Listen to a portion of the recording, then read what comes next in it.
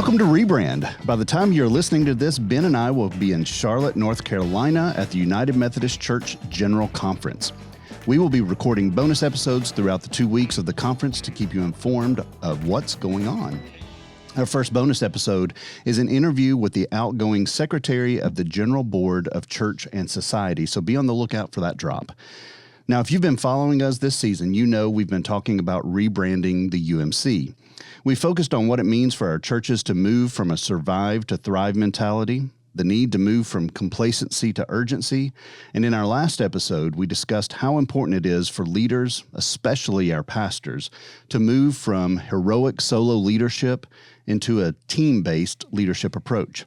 Today, we're going to dive into another subject that's near and dear to our hearts. If the UMC wants to stop its decline and begin to grow again, both spiritually and numerically, then we have to focus on being a denomination and a church that strives for equity for all people. We want to begin by saying the UMC has been working on this for years, and we've made some improvements over the years, but if we really want to represent God's kingdom, we have more work to do. So in today's episode, we're talking about moving from tokenism to inclusion. Yeah, this is a topic that I am really excited about. Yeah. This is an episode that I've been waiting on. And for months. I mean, this is something that we looked at like back in September. We were trying to figure out how to put these things together. I think to some degree, this whole season was kind of birthed out of how do we engage with this topic and expand beyond the topic of inclusion and diversity. It's an issue. It's a fight or a journey that. We as a conference, as a conference staff, as an annual conference, and as a denomination have been really struggling through. It has been in the forefront now for the last 5 years. It's work that has been going on for a while, but in the last, I think, maybe 5 years, it has really been a defining issue, a defining topic. Of growth for the denomination. So I'm really excited to lean into it. We're going to structure it a little bit differently. It is different today. First of all, we're not rambling as much. We're not. The whole season we've been like a little better. This is true. But this episode, we did some more work ahead of time. Yep. So you don't have to listen to the two of us the whole time. This is the first episode of the season. We don't have the Reverend Kim Goddard with us. That's right. In the studio, which is rough. We miss her. We'll see her. She'll be at General Conference. We'll see her soon. But in her place, we have we're going to show some clips from 2 interviews that I was able to do, 2 conversations with some friends of ours. Some friends of the pod.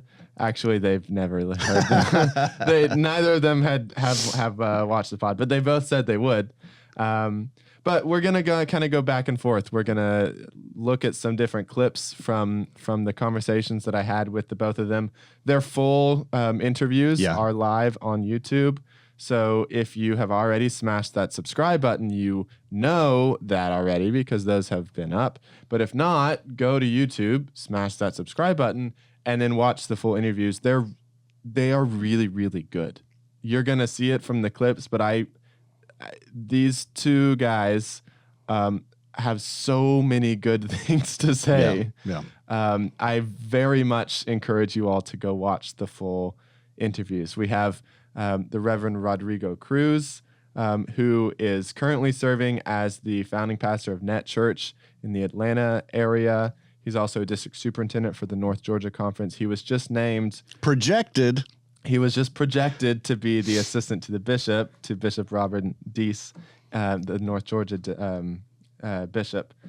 So that's very exciting. We're excited. It really is. That truly is, I believe, a stepping stone for him for the next steps to become bishop. The time that we have spent with him has been incredible, and he is going to be one of our prominent leaders in the United Methodist Church. Those in Holston will recognize him as one of our keynote speakers from our Ministers' Convocation, which was a month ago, 6 weeks ago, something like that.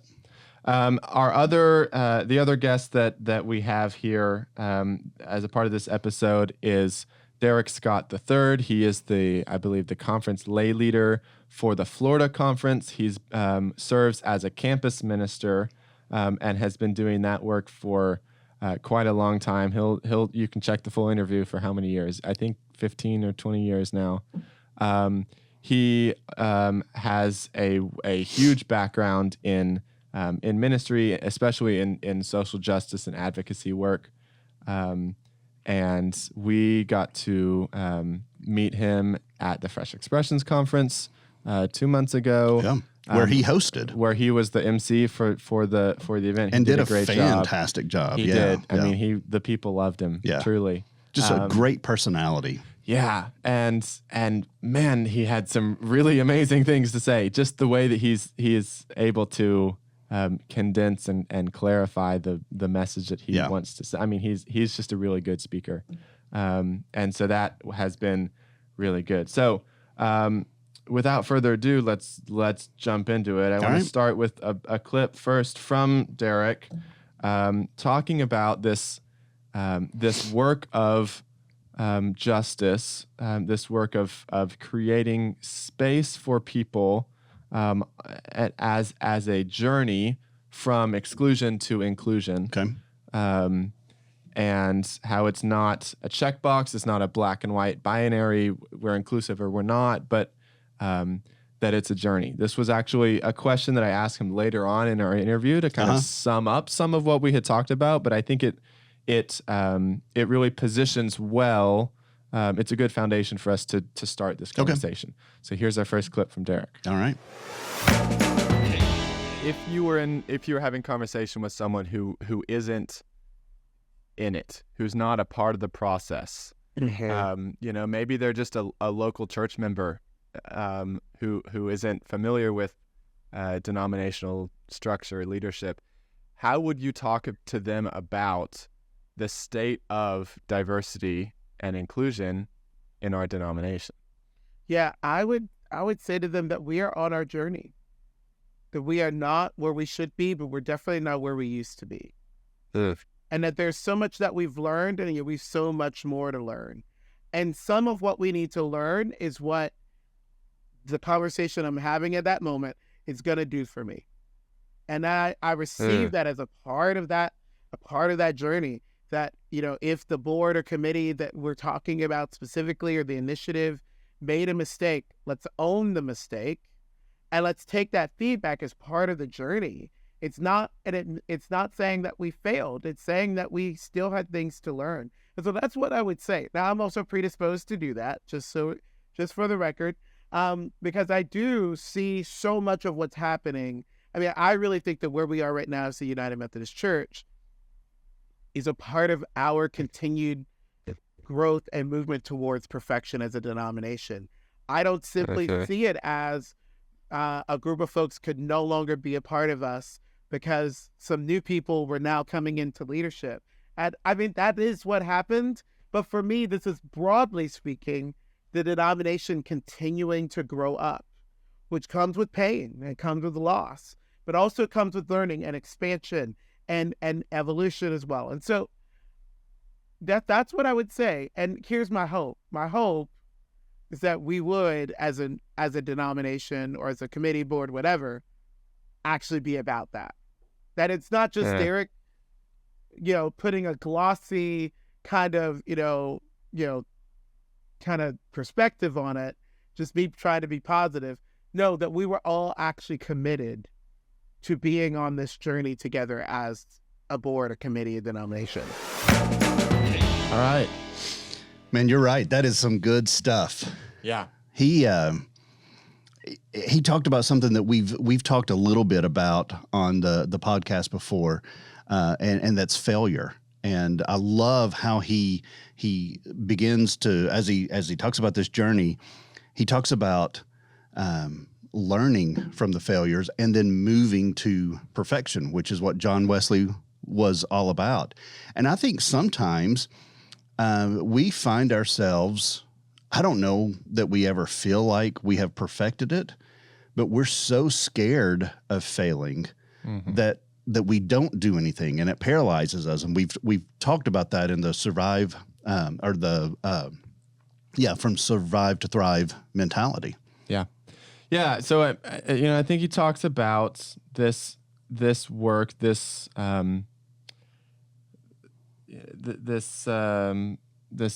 objective that we have as, he positions us in this, we're not where we want to be, but we're far from where we started. Right. So that work has been done. There is much more work to be done. And I think we often tip too far in one direction in our thinking as individuals. I think we either say, look, it's so much, there's so much we have to, this is impossible. Yeah. How are we ever going to become an inclusive denomination? But then also sometimes we say, no, we're good. We have some rule. We have a resolution in place in our conference that says 1/3 of all of our committees need to be people of color. We did it. Right. Ding, ding, we're done. And then the response to that is, well, why aren't these black people signing up to be on our committees? Yeah. Maybe the work isn't done. That's exactly right. Maybe you still have work to do. Maybe we still have work to do. That's exactly right. Derrick is not afraid to speak a little bit of truth to power. Yeah. And you will see that throughout the clips, throughout the interview. But, I thought it was powerful what he said, that the process of disaffiliation that we went through, right? That's what he was alluding to, was not some failure of the conference or of Christianity or of the leaders of our denomination, but it was a step in the growth and maturation of our denomination. And that is a little difficult to sit with. It is. I think for some more than others, definitely. Sure. But that some necessary pain. There is pain in growth. Yeah. That is an interesting way to frame the struggles that our denomination has gone through in the last few years. Yeah. Leah, Pastor Reverend Leah Burns, she's our Holston Conference multicultural director. We've got an interview with her that will be coming out here in a few weeks. And she talks in a similar vein, talking about the work will never be done. And but that can't be the thing that discourages us, that journey, as Derrick is talking about, that journey has to continue. And you brought up a great point of, we had this action that was done at annual conference to make sure that we are being more equitable by having other voices on our leadership teams. But we haven't seen, just because we made that action, we didn't see tons of people flocking in to fill those positions. Yeah.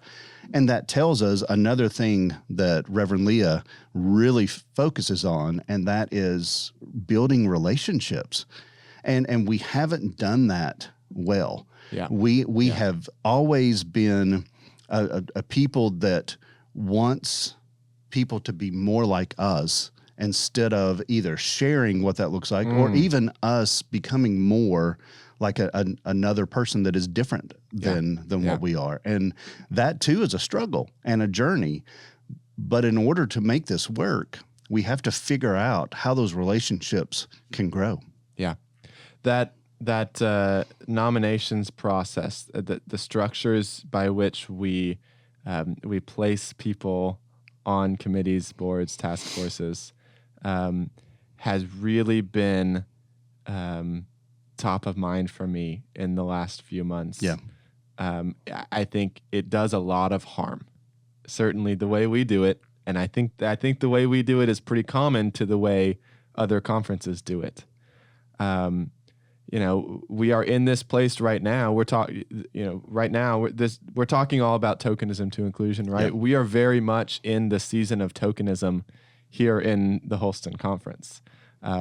So for context, we voted and passed a resolution now almost 2 years ago saying that 1/3 of all members of conference committees and groups need to be people of color, right?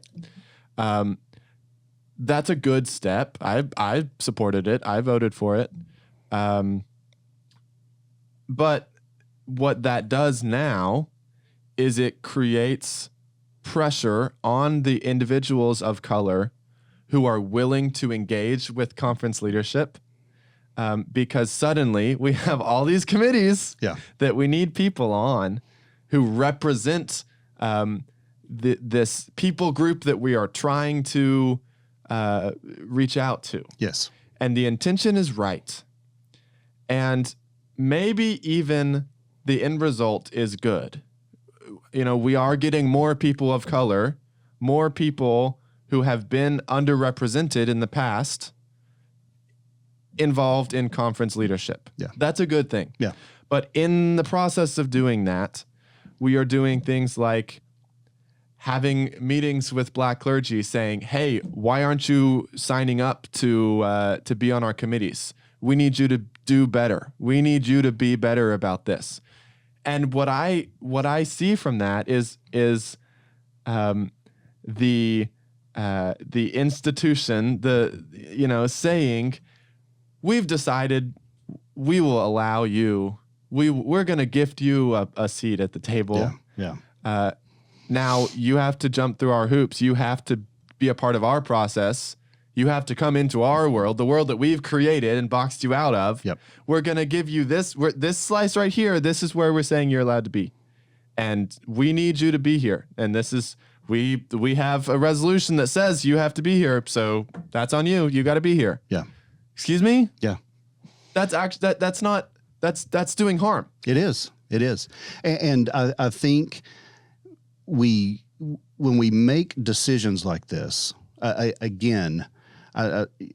you spelled it out well. The decision was made because we're wanting to move in the right direction. Yeah. We're wanting to be more equitable.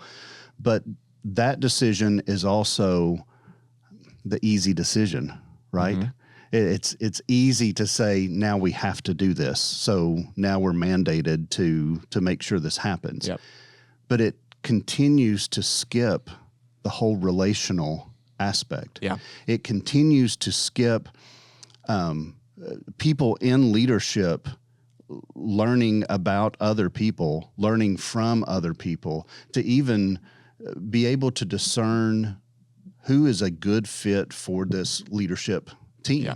Yeah. And that is a nominations process that has been faulted for decades, because it's oftentimes we just try to get people to fill seats, regardless of skin color or culture or diversity or anything. We just need somebody to fill that position, and that's never a good thing either. Yeah. But until we start doing the hard work of being quiet and opening our ears to listen to others and to take in and to not be judgmental, but to do some self-processing on what it is that someone else is saying that's different from me, how I can interact and how I can be a part of their life instead of them being a part of my process, we're not going to get better. Yep.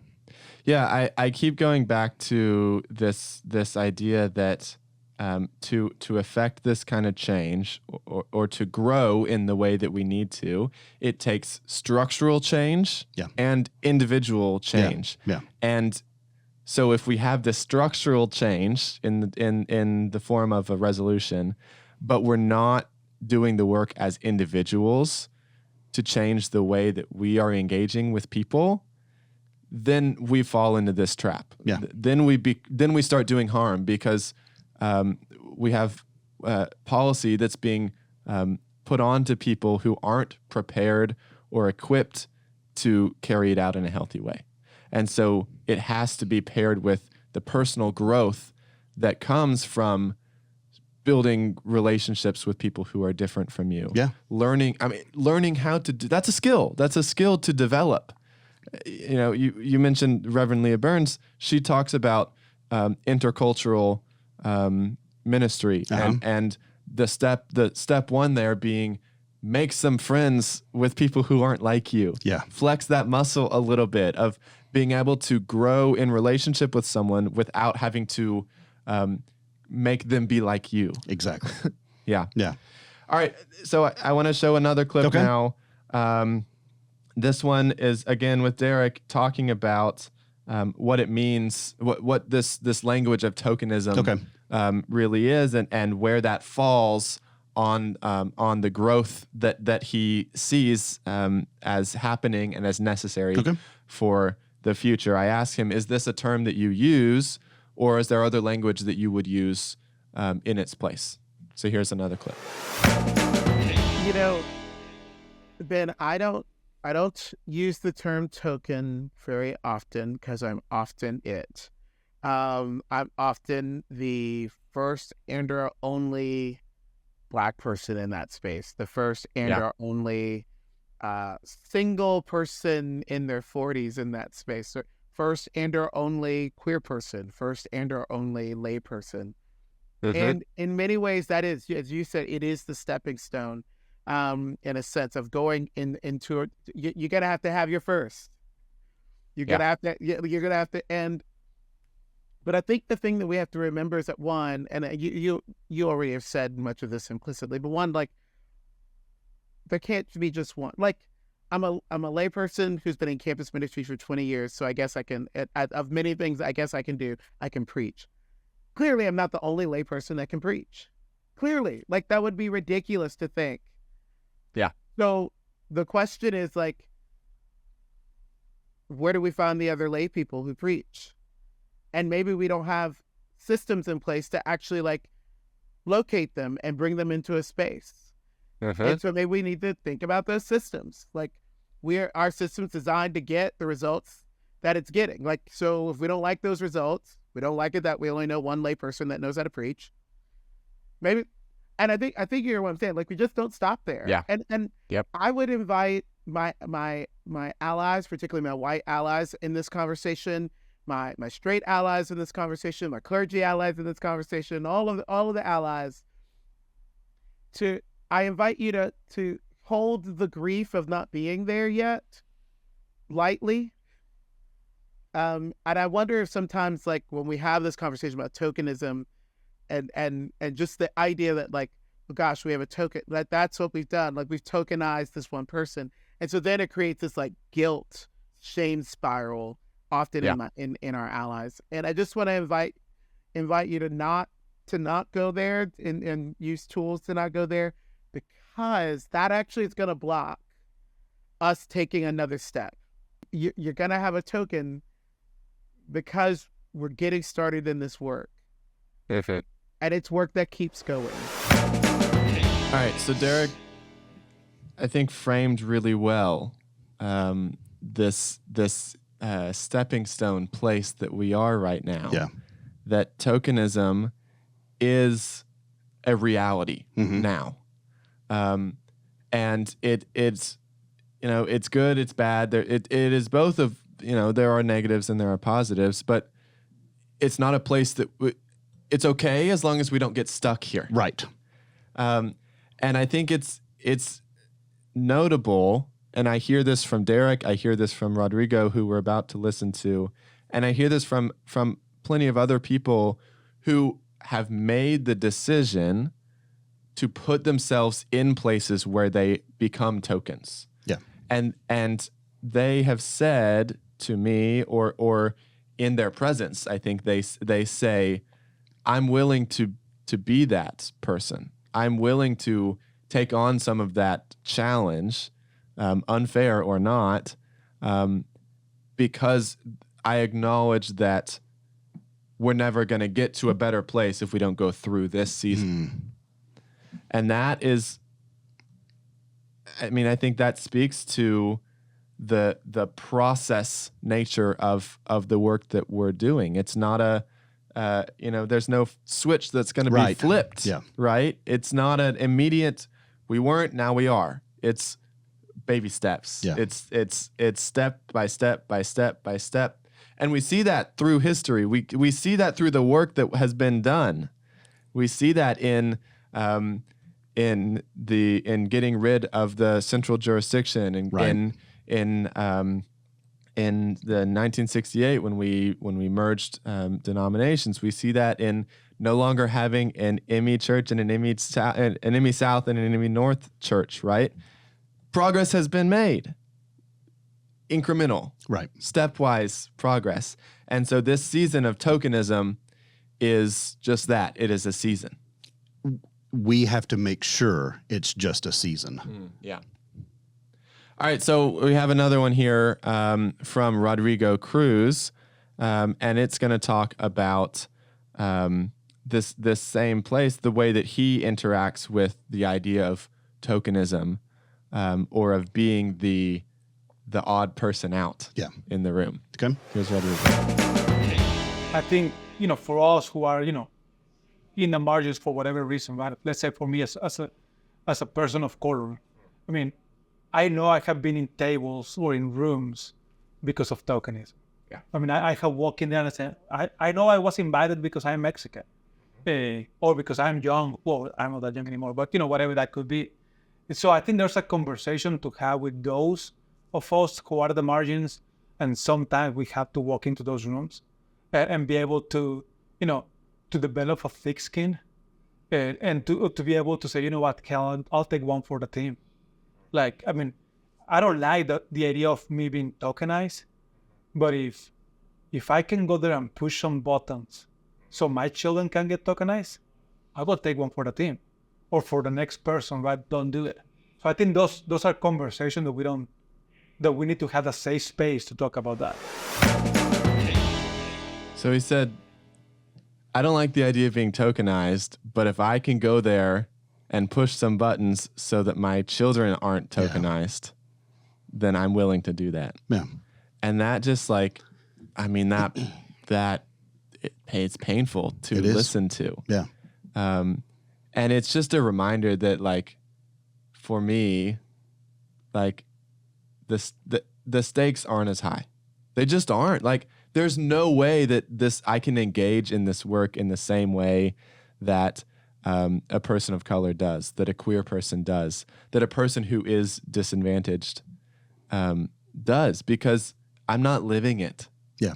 And that, this goes back to what Derrick said, don't get in the shame spiral, because so often I think that, and then the next thought is, well, how then how can I? Then what do I even do here? Or I get I feel some shame because I'm not doing enough, and then that, if you're not doing enough, then that's embarrassing. I'm not good enough, and I just need to back up so I don't look bad, and that's just selfish, But and the other thing, we've had conversations offline on what does it mean for us to be doing an episode on tokenism as two white guys that are talking about multicultural issues that we're trying to understand. We're trying to be better, but yet we've got a long way to go as well. And so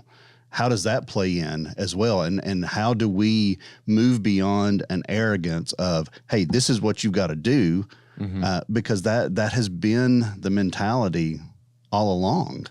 And so when you first brought this episode to me, I was so appreciative of your thought process of going and talking to Derrick, going and talking to Rodrigo, and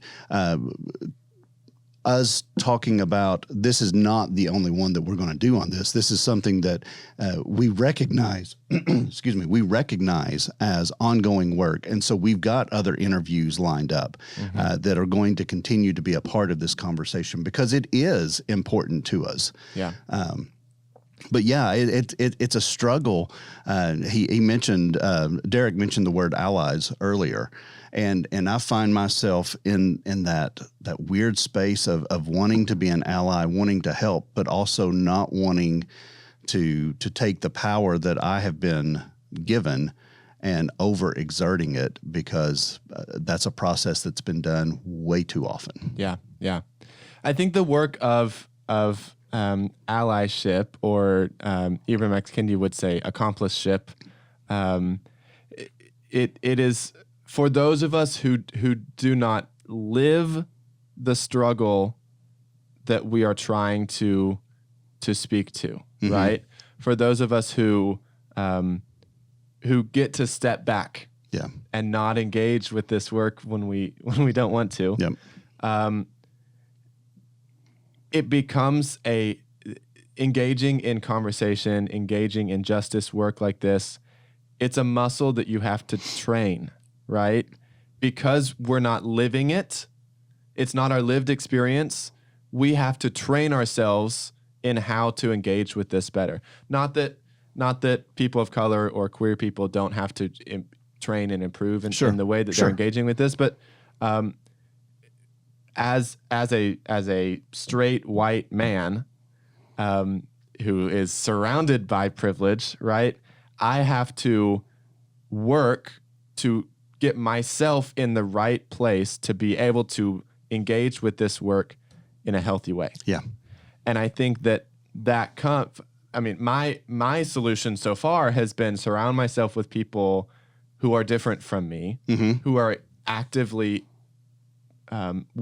doing this work, and who are living the lives of social justice, and train myself to follow in their footsteps in this way.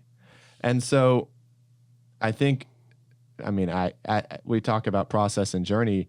I'm on my own journey, right?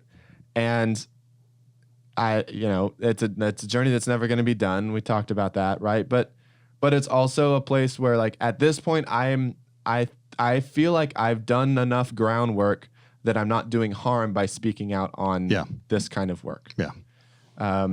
And so I think once you do some studying, you do some relationship building, then as an ally, it is your responsibility to be a part of the conversation, to be a part of the work. Because to effect change, there has to be push from inside the system and from outside the system. And so those of us who by birth are given space inside the system have a responsibility to push out just as others are pushing in. Yeah, absolutely. Okay, so now the question becomes, how do we work out of this season of tokenism? Yeah. What do we do about it? We've gotten this far. We're in this season now. What does continued growth look like? Yeah. What's our next steps? So Derrick goes on now after talking about what it means for him to be a token and structurally how we are leaning on individuals in that way, and he talks about how do we move out of that, or what's the next step. So here's Derrick. You're gonna have a token because we're getting started in this work. And it's work that keeps going. And so what we got to do is build capacity to know that, like, this is not a 4-year project, it's a 40-year project. Yep. All of this inclusion work is not going to be done for us as United Methodist General Conference. By no means, by no stretch of the imagination, right? Like, so we've got to build the kind of capacity which is available to us, especially as United Methodists, who totally believe that God is always taking us on a journey, to be open to the fact that, yes, there are more queer folk. And we've got to build systems and patterns and openness. And we've got to make sure that when a queer person walks into the room, that they feel welcomed, which means that we have seasons of centering the needs of those who've not been there. It doesn't mean that you'll always center those needs. It's just when you've, for 40, 60, 100 years, not like just completely ignored their existence, the only way that you're able to actually make significant changes is by centering those needs for a season or two. And I don't know how long those seasons are, just for the record. So Malcolm Gladwell did one of his early revisionist history podcasts was on the glass ceiling of female leaders, and the way that, like, once a group gets their first female leader or their first minority leader, they just sort of stop. And the ways, because it makes us feel like we've done the work. We've not done the work. Like, having one is not the work. And so we have to absorb that and keep working. There can't just be one Black person who is able to be an Episcopal leader. There isn't just one woman who can be a pastor and a district superintendent. Like we have to keep going and just know that that's actually a part of the work. And then tokenism really is just a point on the map and not a problem to solve. Man, that gives me hope. I mean, to the way that he ended that makes me feel like we can move past this a lot quicker. When we first came into this episode and we started looking at the season that we're in, if we're calling this season a season of tokenism, he kind of makes a reference. We don't know how long seasons last. and what I didn't want to see is us get caught for decades of, well, we have a Black voice, we have a Hispanic voice, we have a Native American voice, so we're okay. What he's saying is, let's let this be a point on the map. So something short as we continue to progress on that journey, and that's beautiful. Yeah, definitely. We look at tokenism now. If it is a point on the map, he said we got to this place of tokenism. We need to absorb that and continue working. Yes, right. That it's just it's not a benchmark that we're here now, and now let's look. It's just like it's an ongoing thing. Yes, and now we're here. We're keeping moving. It's not we don't pause. We don't take a break here. Yeah. There's no catching a breather. We're continued to work. And really, that's what Rodrigo was saying too, right? If I am the token in this moment, but I can affect change in a way to where my kids never have to be a part of that, then I'm doing the right thing. Yeah. Yeah. So, I mean, to me, then the question is like, if we are finding these people who are willing to engage in this season when it is difficult and often painful for them to do so,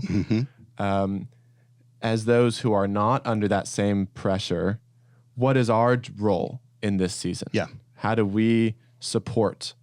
And structurally, how do we support them?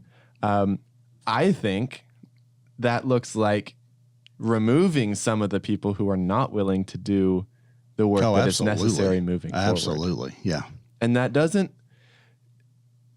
that's easy to say, but once you start thinking about it, or you try to apply that logic to your circumstance, I think that starts to look like identifying people who are not bad people. Like, they're not bad Christians. They're not bad leaders. They're not bad pastors. Yep.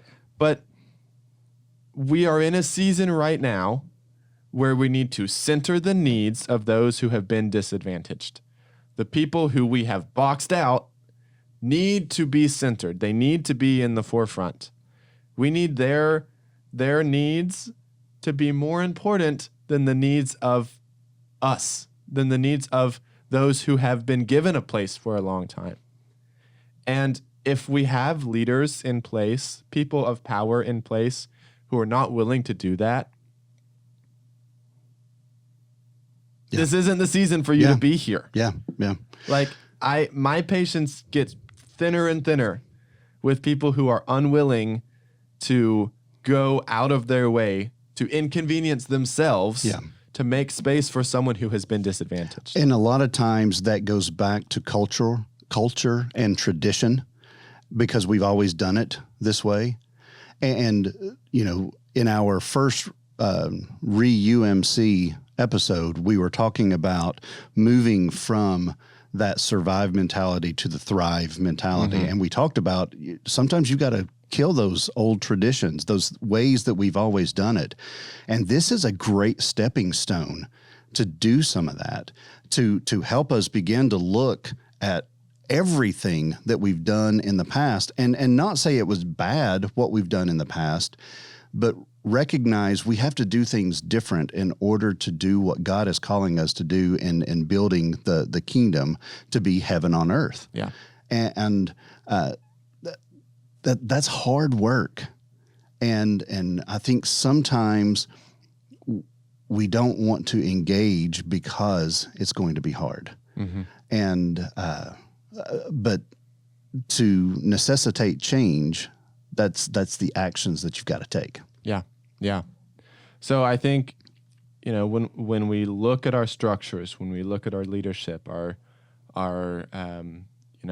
cabinets, our nominations committees, our boards of ministry, our strategy teams, our directors, our conference staff, I think there's either those people as individuals need to get on board. They need to do the work to get themselves in a place where they are not harming the people we are trying to center, or they need to get out of the way. Yeah. Both are great. I would love for you to come on the journey with us. Yeah. But if you refuse to do so, I believe this conference is moving in a direction of inclusion. Mm-hmm.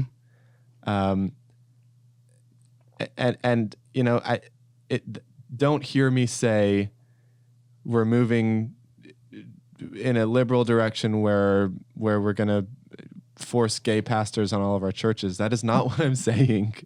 I'm saying that we're moving to a place that values individuality, that values people's cultural background and experience, and brings them in to be a part of the beloved kingdom. Yeah. That's not political. That's just actually godly. Yes. That's gospel. Yeah. That's what Jesus preached. That's what heaven will look like. That's what earth looked like before the fall. If we're really, Sure. putting things in perspective here, right? Inclusion is a work towards kingdom living. Absolutely. And so to say that I'm okay, I'm not going to say I'm okay with leaders in our denomination not being a part of this work. If our leaders are not a part of this work, they should not be our leaders. And as people in our churches, we are, as members, we are not fulfilling our responsibilities if we are not a part of this work. Yeah.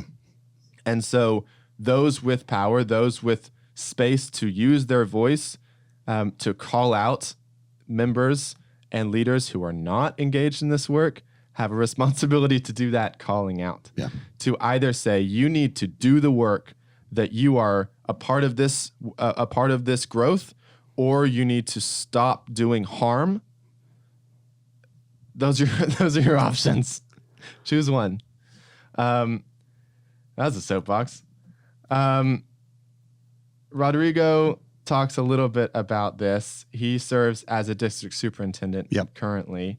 And it's interesting. He shared that as a district superintendent, he has senior pastors who ask for an associate pastor of color. And his response to that question is interesting. Let's listen to it.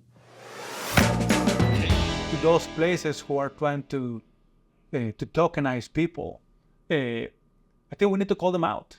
And I think we need to, don't allow those things. As a district superintendent, I'll tell you, I have had senior pastors say, hey, I want an associate of color. And my first question to them is, how many friends of color do you have? I mean, and until I hear you speak on Black History Month about Black leadership, I won't bring you a Black person so you can force him or her to do it one time a month. So we just have to raise the bar. And it's like, you can meet this benchmark, so you can show that you really mean what you're trying to do. Then we'll help there. And we know that initially maybe, right, an associate pastor of color, the first one in that church, but at least it's not he or she fighting the battle by themselves. That there's, competency and sensitivity from those around him or her. In a lot of ways, it sucks to be the first one, right? But realistically, it probably won't happen that, a cabinet will have all of a sudden 50% superintendents of color. Or, somebody's going to have to do it. But it's how do we do it with care? How do we equip them? How do we support them? How do we take care of them, of their mental health, of their spiritual health, for them to endure a challenge that is not easy. So if we're committed to centering the needs of those who are being tokenized now, that means preparing the places where they are being sent, right, or where they are working now, and removing the things in their ministry that are unhealthy for them. Yeah. Leading people to do personal work so that they are receptive to the diversity of God's kingdom, and removing people who are unwilling to do that. Yeah. That's what I hear from Rodrigo. That's what I hear from Derrick, and that's what I see as necessary in our conference, in our denomination. Yeah. Removing people is never an easy thing, right? And so I think, going back to what you said earlier, I think we have to look at ourselves and see where we are at on this journey. And if we recognize that we're not a part of the journey that's moving forward, then maybe the right thing for us to do is to remove ourselves. And that's tough too, because in our system, there's a portion of it that's a business. There's a portion of it that puts the food on the plates on my table. It pays the bills that I have surrounding me. But we have to remember our call, and our call is to do kingdom work. Our call is to make disciples. Our call is to love God with all of our heart, mind, soul, and strength, and love our neighbor as ourselves. And Jesus reminds us that the greatest love is the sacrifice that you give for your brother. And so when you begin to put all that together, we look at the kingdom, and we've got to say we're either on board 100%, like you're talking about, or we're not on board. And the world would change like that if those of us that are called, which is everyone that has a relationship with Christ, we're called. If those of us that are called would accept that kingdom building work and allow that to supersede our political ideology, the world would be a better place, and we would begin to see what it means to have the kingdom here on earth. I want to be a part of a denomination that shows radical love. Yeah. That does things that don't make sense. Yeah. That goes beyond their budget. That doesn't think about numbers first, but thinks about people first. That is a mindset that we have lost. Yeah. But I believe that we are capable of living into that. Yeah. We've seen glimpses of it in the past. We've talked about that. We have, throughout this season, we've looked at different times where we've gotten glimpses of that the radical confidence in Christ and the power of God to work in us and through us to do things that don't make sense. Right. That are hard to do, that seem impossible. I want to be a part of a denomination that takes big moves, that does real change, that is passionate about growing into a place that is more reflective of the kingdom of God. Yeah, absolutely. And I think this concept of becoming a more inclusive people has to be in the forefront of that work. Absolutely. And that is the power of a denomination versus a non-denominational kind of solo church that is there for their community, which is great. I have no issues with that whatsoever. But the power of a denomination, especially for United Methodism, is that connection. And that connection where it's not just one church that's trying to do something in just their community, but it is this conglomeration of local churches that are moving in the same direction to do the things that we want to do, and that is to build the kingdom. I'm proud of the new mission statement that we have to make passionate spiritual disciples and to focus on returning to a discipleship that we believe is what Jesus was calling for. But in order to be a passionate spiritual disciple, not only do you have to be a follower of Christ, not only do you have to be looking to help others become a follower of Christ, not only do you have to be held accountable and hold others accountable to that, you have to be multicultural. You have to be relational. You have to love your neighbor as yourself. And again, when we get to that point, and I have hope and I believe that we will get there, the world is going to be a better place. Absolutely. All right, we've talked long enough. I'll plug one more time. I really think that it is worth your time to go and watch the full interviews with both of these guys. Yeah. Both Rodrigo and Derrick had so much great things to say, and we didn't get anywhere close to all of it or half of it in this episode. So please go watch their full conversations. You can find those on YouTube at you search for Rebrand Podcast. We're going to be posting all through General Conference on Facebook at rebrand_pod. On Instagram at rebrand_pod. Search Facebook for Rebrand Podcast. If you want to get a hold of us directly, you can email us at rebrand@holston.com, holston.org. They can call you, right? They can. 1-800-BEN Smith. That's totally right. Yep. But, please, we really do want you to be a part of this conversation. And we've gotten some really great feedback and some dialogue with people who agree with us and plenty of people who don't agree with us, in the comment sections. So if you want some juicy, conversation, go check out those YouTube comments, because, oh boy, smash the subscribe button while you're there. But please, reach out to us. I feel like we reply pretty quickly. We love to hear from you. So absolutely. Hit us up.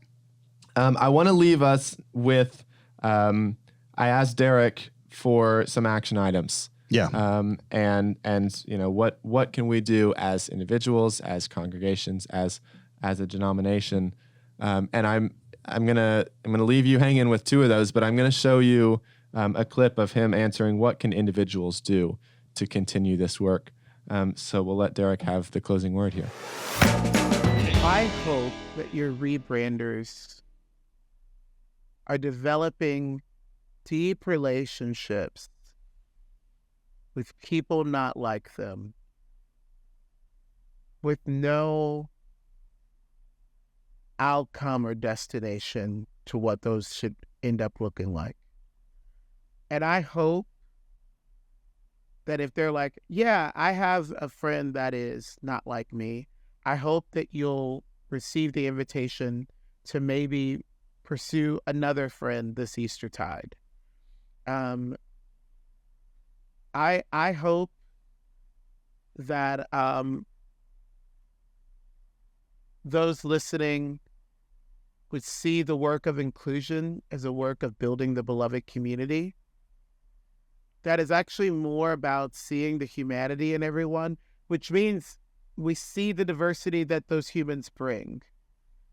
Colorblindness is not actually as humane as some may believe that it is. So I hope that we would see this work. Yes, there's politics. Yes, there's policies.